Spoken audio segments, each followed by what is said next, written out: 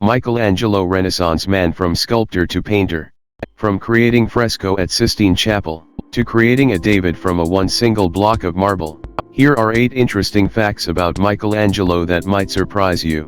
Number 1. He was a world-renowned sculptor, painter, architect and poet. He wrote hundreds of letters and poems, more than 300 of which still exist today.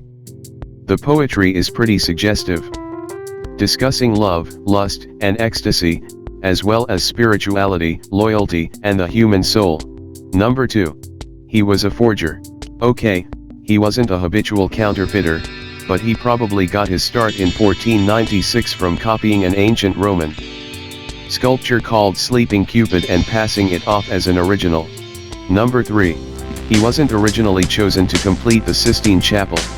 At the time of Michelangelo's rise, it was Raphael who was the hot painter in town, and it was Raphael who Pope Julius II originally chose to work on the Sistine Chapel. Number 4. He painted himself in the Sistine Chapel, Last Judgment altar. The most famous of these self-portraits is in the Last Judgment fresco that covers an entire wall of the Sistine Chapel. There, St. Bartholomew is holding the skin of a face that appears to be Michelangelo's. Number 5. The David was carved from a discarded block of marble. Of all the facts about Michelangelo and his career, this is maybe the most impressive, though notoriously picky about the marble he used. Michelangelo chose a tall, slender piece for the David, leading many to believe that the sculpture would be impossible. Number 6. He had terrible fashion sense, and a habit of making people angry. He was often dissatisfied and known for his critical, volatile moods.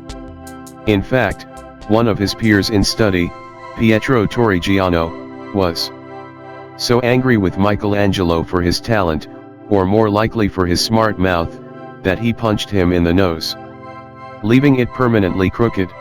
Number 7. He was the first person to have an autobiography published during his lifetime. Italians adored Michelangelo, both during his time and after.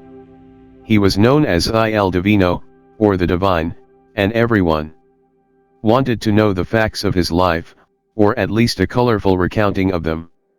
This is likely what led Michelangelo to publish not 1, but 2 full-length autobiographies in his lifetime. Number 8.